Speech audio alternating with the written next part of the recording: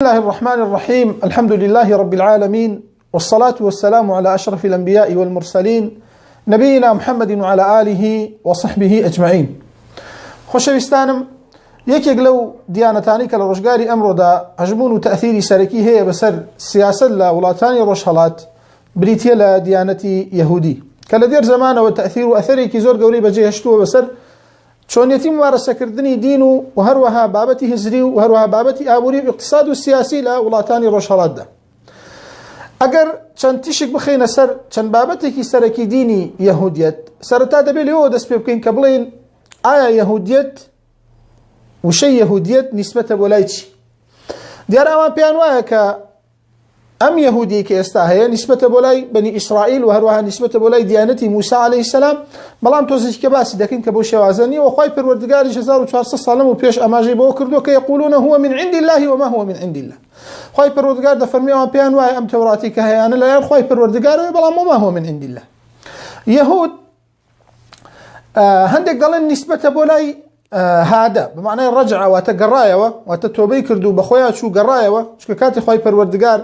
کە سزای داباری ئەوانیش تۆبەیان کردوتیان ئینا هودنا ئیلەیک، ئێمە گەڕاینەوە بۆ لای تۆی خوای تەعالا. ئەوانیش بەو شێوازە دەڵێن یەهود لە هادەوە هاتووەتە گەڕاوەتەوە. بەشێکی تریان دەڵێن نا لە هەوادەوە هاتووەتە لە مەوەدە و لە خۆشەویستی، چونکە دەڵێن زۆر یەکتریان خۆش دەوێ و زۆر تەعەسسوبیان بۆ یەکتری هەیە لە ناو یەکە، چونکە کاتێ یعقوبی کوڕی ئیسحاقی کوڕی ئیبراهیم لە زمانی یوسف عەلەیهی سەلام کە هاتنە ناو میسر، ئێوە دەزانن کە چۆن یوسفی کوڕی یعقوبی کوڕی ئیسحاقی کوڕی ئیبراهیم هاتوۆتە میسر و دوا بەدوای و کە هاتە میسر چۆن باوکو خێڵ و قەبیلەی خۆی بانگێش کردەوە بە فەرمانی خوای پەروەردگار بۆ مەنتیقەی میسر، دوایی کە لەوێ نیشتەجێ بوون ئەو 12 ئەولادە ئەو 12 سیبتا کە لەوێ ماونەتەوە لە میسر ماونەتەوە و سوڵتە و نفوذێکی زۆریان هەبووە، بەڵام لەگەڵ ئەوە کە خەڵک احترامێکی زۆری گرتوون ئەمان قەت ڕازی نەبوون بەوەی، طبعاً ڕەچەڵەکەکانی دوای خۆیان قەت ڕازی نەبوون بەوەی کە زەواج و ژن و ژنخوازی لەگەڵ خەڵکانی تردا بکەن، بەڵکو زۆر بە داخرایی ماونەتەوە لە بینی یەکدا و حتا ئەویان لێ هاتووە لە دواتردا کە تەعەسسوبێکی زۆر گەورەیان بۆ دروست کردبوون و زۆر خۆیان بە زیاتر و بە تەکەببور لەگەڵ خەڵکا جوڵاونەتەوە، کە ئەوەش بۆتە هۆکاری ئەوەی کە خوای پەروەردگار کەسێکی وەکو ڕیمسیسی دووهەم کە لە قورئانە ناوی بە فیرعون هاتووە زاڵکا بەسەریان تا ئەوەی کە عەذابیان بدات و دوای خوای پەروەردگار لە نەوەی لاوین کە موسا و هاڕونی لێ بووە بەنی ئیسرائیل ڕزگا کات و بەرەو ئەرزی فەلەستین بیان نێری، بەڵام دیارەوە ئیسیانیان کرد و نەچوون، بەڵکو لەسەر دەستی یوشعی کوڕی نون ئەرزی فەلەستین کە خوای پەروەردگار ادخلوا الأرض المقدسة التي كتب الله لكم لەسەر دەستی ئەو یوشعی کوڕی نون ئەو ئەرزە ڕزگار کرا و چوونە ناو فەلەستینەوە. بۆ شێوازە بەنی ئیسرائیل لە میسر خوای پەروەردگار ڕزگاری کردن لە دەستی فیرعون، دوایی چوونەتە ناو ئەرزی فەلەستین. هەندێکی تر دەڵێن نا یەهود نیسبەتە بۆ لای تەهەود، واتە زۆر بە جوان خوێندنەوەی سەوتێکی زۆر شەجی و جوان لە خوێندنەوەی ئەو کتێبەی کە هەیەە بە نەرمونیانی. بەشێکی تر دەڵێن نا نیسبەتە بۆ لای یەهودا، چونکە تا ساڵی 603 پێش میلاد هەر دەوڵەتێک مابوو بە ناوی یەهودا. طبعا ئەوان پێشتر کە چوونەتە ناو فەلەستین دەوڵەتیان بۆ دروست کراوە، طبعا کە چوونەتە ناو فەلەستین ئەمە ناکرێت بە بەڵگە لەسەرەوەی کە ئیسرائیل حەقی و ئەحیەقێکی هەیە لە ئێستادا کە فەلەستین بدرێتە دەستیان، نا لەبەرەوە ئەگەر ئێمە لە ناحیەی دینەوە سەیریکەین خوای پەروەردگار ئەرزەی داونەتێ دەی هەر ئەو خوایش کە ئەو ئەرزەی نووسیوە بۆ ئەوان داوێتی بە مسلمانان، هەتا داوێتی بەو کەسانی کە یەهود بوون و دوایی مسلمان بوون، کاتە ئەو ئەرزەی خوای پەروەردگارە داوێتی بە هەج دینێک کە هاتووە، هەج دینێکی پاک کە ناردبەتی داوێتی بەو دینە. دوای یەهود عیسی عەلەیهی سەلام، دوای عیسی عەلەیهی سەلام دینی محەممەد عەلا نەبینا عەلەیهی الصەلاة وەسەلام دەی هەر خوای پەروەردگار خۆشی بەشی کردووە. ئەگەر لە ناحیەی ئێمە مێژوویەوە سەیریکەین، لە ناحیەی دینیەوە سەیری نەکەی، دەبینی پێش بەنی ئیسرائیلیش پێش یەهود کە ئیدعا دەکەن ئەو ئەرزەهی ئەوانە بە حکمی ئەوان لە پێشەوون، دەبینی وانییە پێش ئەوان سێ قەبیلەی گەورەی لێ بوو ئەسڵەن هەر بەنی ئیسرائیلی تێدا نەبوو،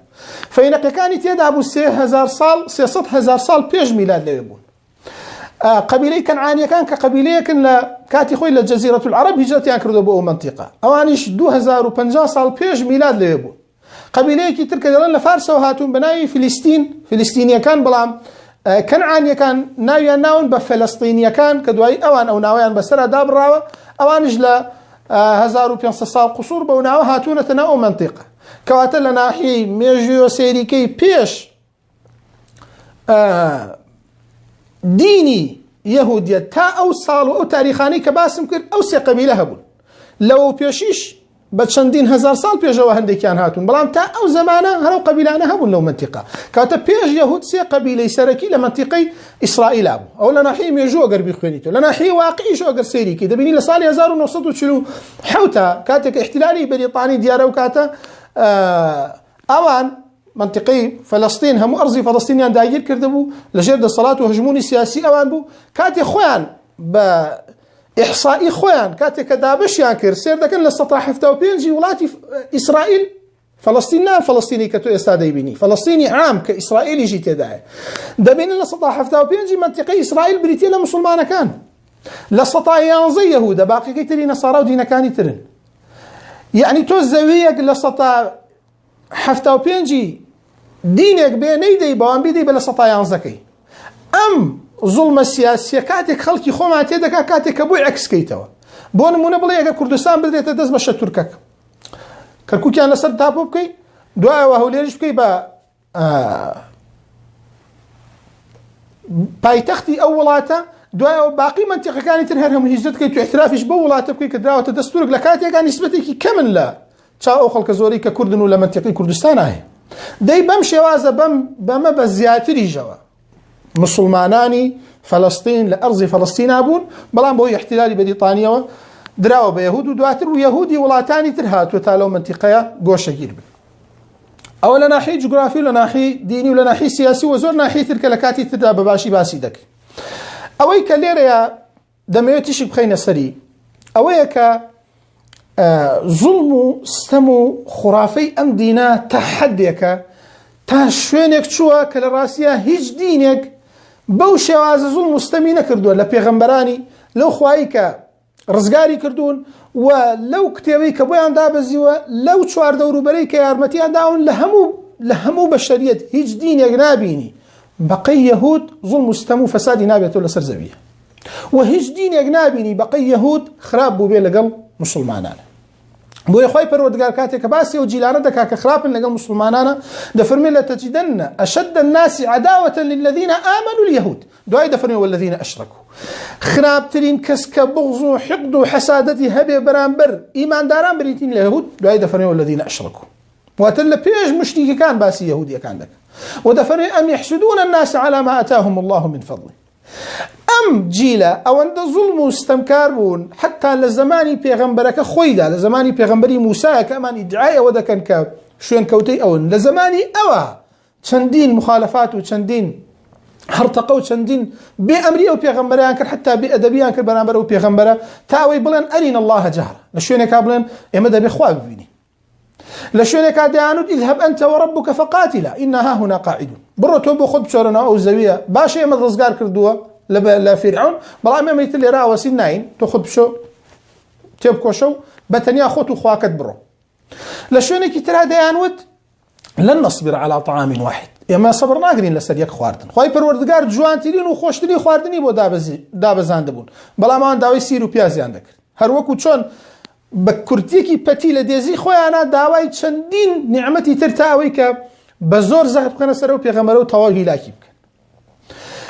لە چەندین شوێنە چەندین بێئەدەبی تر بەرامبەر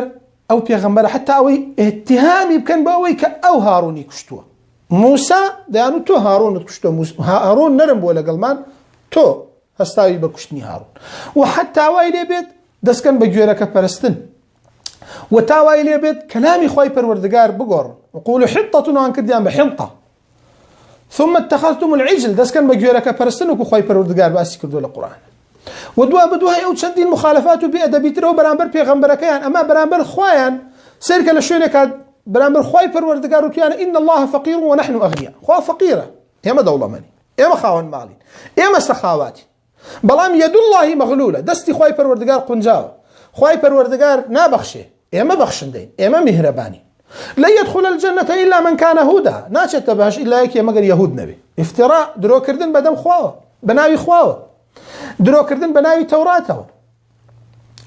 لە چەند شوێنێکی ترا چەندین ئیدعای گەورە چەندین بێئەدەبیتر تا ئەوەی کە خۆی پەروەردگار بفەرمێ وما قدر الله حق قدره بە هیچ شێوازی قەدری خۆی پەروەردگاریان نەزانیوە.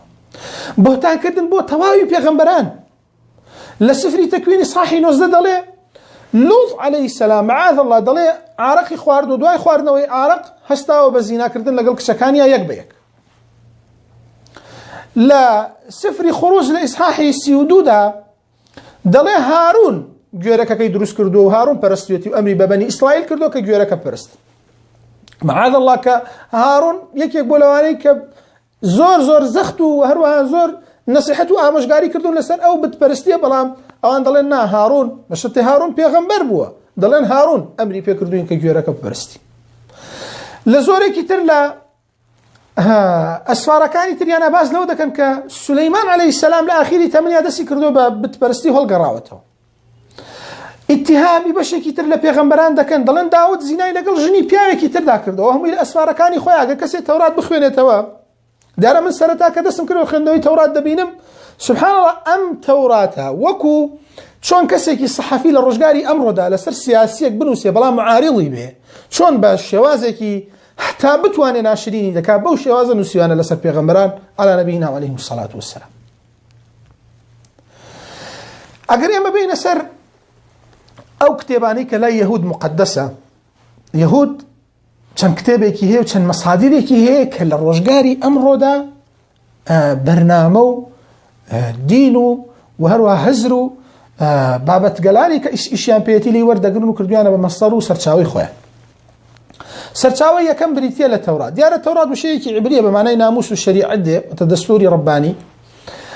تەورات ئەکرێ بە چەند بەشەوە. بەشێک پێی دەوترێ ئەو 5 تەوراتەی کە نیسبەتە بۆ لای موسا کە بنتاتووکیژی پێوترێ، بنتاکە وشەیەکی یۆنانیە مەسپی ئەو 5 سفرەیە کە نیسبەتە بۆ لای موسا عەلەیهی السەلام. ئەو 5 ئەسفارەی کە نیسبەتە بۆ لای موسا عەلەیهی السەلام بریتیە لە سفری تەکوین کە باز لە دروستبوونی خلقەتی بەنی ئادەمەکە و تا بني إسرائيل. سفري خروج باز لشونيتي درشوني بني إسرائيل وشونيتي قرانويان يعني باسي هندق لتاريخي خاصي بني إسرائيل دكاكة شون لفلانش وين وشون بو فلانش وين. سفري تثنية كباز لدوباربون وتذكرنا وهروها شان شريعتك تازي مسادك. سفري لاوين كنسبة بولاي ولاوينيك يكيك لأسباط كري يعقوب كري إسحاق كري إبراهيم كلنوي أو هارون وموسى على نبينا وعليهم الصلاة والسلام. لا قال سفري تثنية، سفري خروج، سفري تكوين، سفري عدد كأيجيك كالأسوار كان ديسان أيش باز لجماردنو عددو بشكاني أو أسباطان دكا كنوي إسرائيل على نبينا وعليهم الصلاة والسلام. أم بينج سفرة بيدا وتري أو أسفاراني كنسبة بولاي موسى بشي كتر لأسفار كان كذكري بلي أم أسفاراني يا ملحق بأسفاري موسى وبن تاتوكو يعني دەکرێ بیکەی بە بەشێکی سەرەکی کە ئەمە باشتە چکە یەهود خۆیان بەشێکی زۆریان بەم شێوازە دەڵێن 5 سفرەی کە نیسبەتە بۆ لای موسا لەگەڵ ئەم سفرانەی ترە کە بریتێ لە سفری ئەنبیا کە 13 سفرە، سفری تاریخ، سفری ئەنبیا 15 دانێ، سفری تاریخ 13 سفرە، لەگەڵ سفری حکمت و شعر کە ئەویش 15 سفرە، لەگەڵ سفرێکمانەیە بەناوی سفری ئەدعیە و ئیبتیهالات کە ئەویش 1 سفرە پێوترێ مەزامیری داود. ئەمە کردیە چەند کردیە 39 سفر. ام 39 سفرة بروتستاني و زورك ليهود اعتماديا لسر نسخي عبرية. نصارى لقل نصارى بودي فرقيتر لقل بشيكي كم ليهود اعتماديا لسر نسخي يونانية. اوي من دمي باسي كم خوش بيستانم ما بستم بيتشيا. ام اسفارانا كسيونو داني لاي زماني عبري ديار السي لغي سركي معناها لا اسفاركاني تورات عبري لقل سامي لقل يوناني. امسي النسخة هرسكيان جان لوانيتر جان نقل مضمونة وهيج معنى كاني وكلمات وحرف وزورق لا اختلافك زور هي هر جان لعدد صفر كان يعني اويك بيوا جیاوازی بینی تورات تنها لمعنى ولا لفظه بهلاش وهر جیاوازی لأصل اشتكاية يعني بنمونه يستا قرآن لها دنيا 6 جزء اگر بيني تبرشاوي خوت حاشا لله لشوينك 15 جزء به لشوينك 13 جزء به لشوينك 1 جزء به لا يخلقي كتر 29 جزء به ايا نابت جي قمان بيقمان با دي بهمان شواز تورات واي لنسخي عبرية 39 سفرة لە نسخەی یۆنانیە کردوێتە 46 بەینەما لە نسخەی سامیە 5-0 اعتراف بە هیچی تر ناکرد. ئەوجا بێجگەلەوە کە ئەوەندەیە لە ناویە تعارضێکی زۆر هەیە، تعارض لە کەسایەتیە، تعارض لە شخصیاتە، تعارض لە ژمارەیە، تعارض لە ساڵە، ئەوە هەر ناژمێردێت چەنە جیاوازی هەیە و بە یەکداچوون و بە گشتداچووندا هەیە لە ساڵدا. لە نسخەی یۆنانیە باس لەوە دەکا کاتێک کە ئادەم عەلەیهی سەلام یەکەم منداڵی بوو 210 ساڵ بوو، بەڵام نسخەی عیبری دەڵێ کاتێ ئادەم عەلەیهی سەلام یەکەم مناڵی بوو 110 ساڵ بوو، لێرە 110 لەوێ 210. ئەمە وا دەکات کە ئەو تەوراتەی کە لە زمانی پێغەمبەری خوای عەلەیهی سەڵات وەسەلام بە درۆ خراوەتەوە و خوای گەورە فەرموویەتی وەما هو من عند الله، لەو زەمانە واوترا بێت، خوای پەروەردگار وای فەرموو بێت، دەبێت ئێستا هیچ ئێعتیبارێکی بۆدا نەدرێت. ئەسڵەن یەهود ئەو یەهودە نین کە لە زمانی پێغەمبەری خوایە بوون صلى الله عليه وسلم. حتى إمام ابن حزم دەفەرمێ هیچ شتێک لە دیانەتی نەسارا نەماوە تەنها منعی تعددی زەوجات نەبێ، هیچ شتێک نەماوە تەنها ئەو ئەحکامە نەبێ. لەناو یەهودی جا بە هەماشەوە یەک دوو ئەحکام ماوە کە ئەوانیش هەروەکو ئەوەی نیسبەتی خۆیان بدەن کە باسی لە هەندێک شوێنە باسی فەزڵی یەهود دەکا وەکەوەی کە یەهودی زمانی موسی عەلەیهی سەلام کە دیارە خەڵکی چاکیان تێدا بووە و صالحینی تێدا بووە و لە ئەهلی کتابیش خوای پەروەردگار مەتحیان دەکات. ئەو مەتحانە کە کراوەتیان ماوە بۆی کە خۆیانی پێڵکێشن و پێیان وابێ کە شەعب الله المختار بریتین لە خۆیان، وإلا هیچ نسبەت و ڕەبتێک نەماوە لە بینی یەهودی ئێستا و یەهودی زمانی پێغەمبەری خوا عەلەیهی سەڵات وەسەلام، چ جای یەهودی زمانی موسا.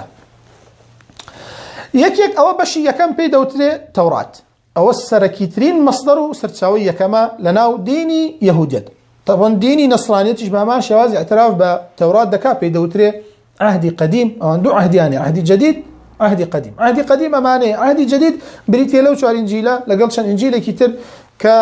ملحقن بەو چوار ئینجیلە، ئینجیلی لوقا، ئینجیلی مەرقەز یا مڕەقەز لەگەڵ ئینجیلی یۆحەنا لەگەڵ ئینجیلی مەتتا. ئەو ئینجیلانەی تر کە هەیە ملحقن بەمانەوە ئەوان عهدی قەدیمیان لا مقدسە، هەروەکو چەند عهدی جەدیدیان لا مقدسە. بەشی دووەم لەو مەسادیرانی کە یەهود اعتیمادی کاتە سەر بریتێ لە تەلمود. تەلمود کە بە معنای دیسان شەریعە و گێڕانەوەی ئادابی یەهود دەکا کە حاخامی یەهودیەکان نووسیویانە، ئەوان پێیان وایە تەورات دابەزیوە بەسەر موسا، بەڵام تەلمود دەڵێن حاخامی یەهودی نووسیوێتی. دەڵێن طبعا ئەمە فەریسیەکان اعتراف بە تەلمود دەکەن، حتا پێیان وایە لە تەورات گەورەترە. فەریسینەکان کە ئەکثەری یەهودن ئێستا ئەوانیش لە زۆرێک لە شوێنەکانە حکم دەکەن، پێیان وایە تەلمود لە تەورات بەڕێزتر و گەورەترە، بەڵام باقی فێرەقەکانی تر اعتراف بە تەلمود ناکەن. ئەم تەلمودە پڕە لە تەنەبوعاتە کە حاخامی یەهودیەکان نووسیویانە. بەشی سێهەم بریتیە لە پرۆتۆکۆلاتی حوکەمای صهیۆن. دیارە ئەمە مەصدەرێکی سیاسیە لە ئێستادا، مەصدەرێکی سیاسیە نەک مەصدەرێکی دینی بێ. ئەم مەصدەرە پڕە لە ئەسرارە، پڕە لە نهێنیە. لە مؤتەمەری سویسرای ساڵی 1970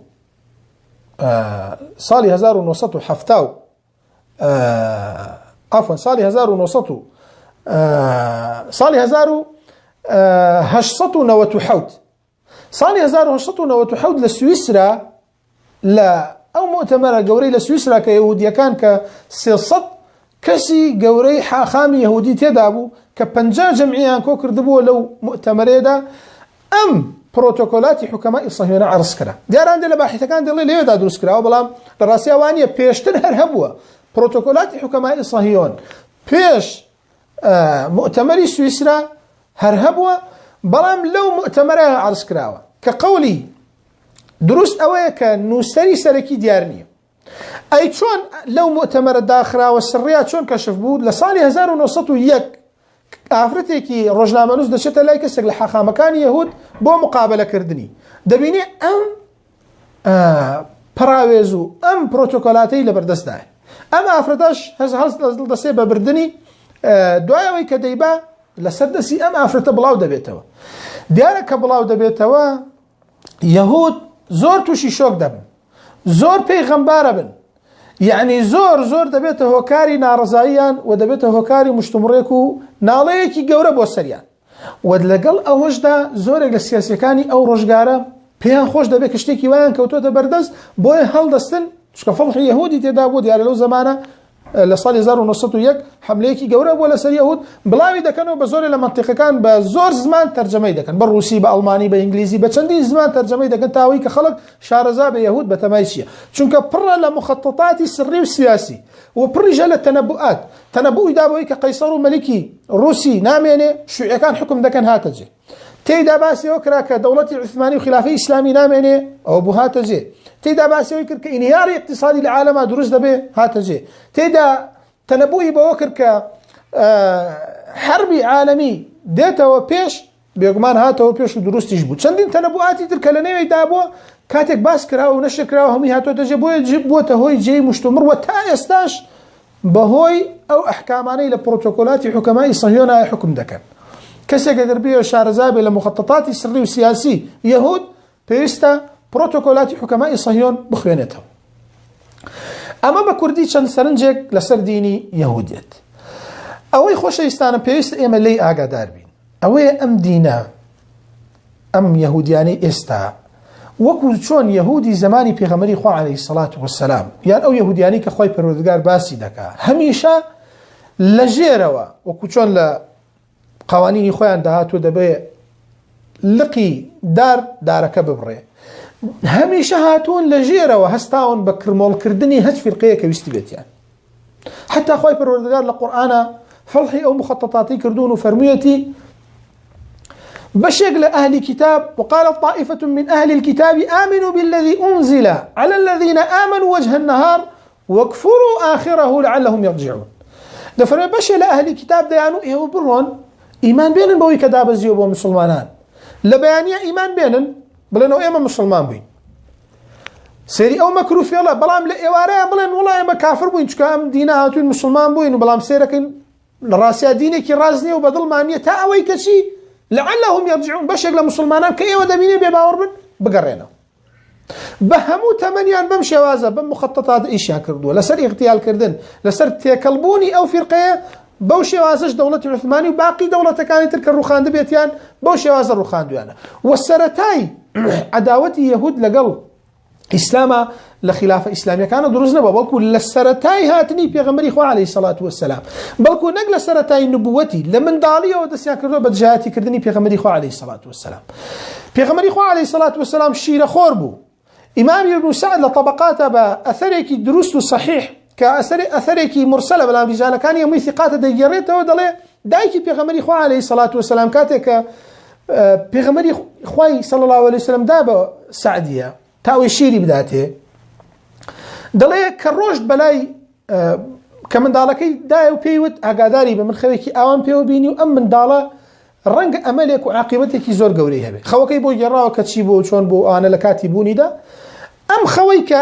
دايكي بيغمري اخوة عليه الصلاة والسلام بينيويتي سعدية كتيب بري بلاي هندي لحاخامي يهودية كانوا رهباني يهود ورباني او كاتا هر اوا بو قصاوتي بو بيمنالين خويك يوان من بيني وبن من دالم خوكي دايكي هيك كردي بهي خوي وتي خويك يوان بيني وبن من دالم خبرم بينادن لم من دالم اهي ام من دالم تشيا عاقبتي شلون به تشكسيكا دلك خوكان جراو بو يهوديا كان لبيني اخوانا يهوديا كان حبسانو توشي شوك بون يكسر هندي كاونتي عند بيبي كوجي هستان بكشتني بلا ميكي كاونتي بلا مكان ام من دالها هتي ويانا سعديه لو كاتاله ترساوتي انا هتيونيه وتيان اگر هتي بواي امان كشت هو بيغمري خو عليه الصلاه والسلام شيره خوربو كغوربو شولاوي كاتك لقل ما من شو بشام بحير راهبتي بيبروا شلون يناو تبوير اليهود ترسم بي بزانن والله اي كوجن او بو قراندي او ببلا بيغمري خو عليه الصلاه والسلام لدوي غزوي بدر هولي عند ابي كوجن خوي پرودگار نجاتي دا كهات مدينه واستان برد بخنا خواره وبسري دا خوي پرودگار اگاداري كردو نجاتي دا لغزوي خيبره او ابو جهل خوار ديان كرد حتى پیغمبر خو عليه الصلاه والسلام بشكل خوار بلام خوي پروردگار ديسيان اگاداري كردو تا نجاتي بو بلام اثري او جهره هر ما بو لسر مرغيا كاتي پیغمبر خو عليه الصلاه والسلام نخوش بو دي فرمو تا استاش اثري او جهري كاتي خوي افرته يهوديه كبيداوم لدل ما بو امامي ابن مسعود رضا رحمتي خوي لي بدا فرمي لأن أحلف 9 والله أجر نوجار سوين بخوم لسلوي بيغمري خو عليه الصلاة والسلام قتل قتلا بكشتن كجراوة بيم خوشتر لجارك وتدجع سوينت بو خم لسروي كبيغمري خو عليه الصلاة والسلام كجراوة وخواي پروردگار فضلي نبوته شهادتي بيدا بيغمري خو عليه الصلاة والسلام دفرمي بشهيدي مردوه هروكو چون نبي بو شهيدش بو هو طبيعتي يهود بو مكر يهود بو لقل ديني إسلام والسركي ترين دجمني يهود لو روجو إسلام هاتوا هتا استاجو بردوام بريتيا لدين إسلام شو كتاك ديني بتواني هل يانتكيني وبران بريان بواسته بريتيا لدين إسلام من غوريوني كم رئيس وزراء إسرائيل بو ديود إملا شيوعي واشتراكي ووثني ونصارى وعلماني وديمقراطي أما ذايب وضعي وزري أنا ناترسي إما لو دوج من أخوت ودا ترسين كبريتيا لإسلام كأكري الروجة للروجان خبري بيتوا كأجر بخويا بشيتوا ولو كاتا شتيك وجودي ناميني بناوي إسرائيل يوم يا مسلمانان خوي پروردگار همو ما ناقادار كاتو بهوش بينينوا تاويك لمزياتر هجموني اديانا كاني ترزالنا بسر هزرمان بسر اقتصاد مان بسر سياسته ابوري ولاتنا وصلى الله وسلم على محمد وعلى آله وصحبه أجمعين.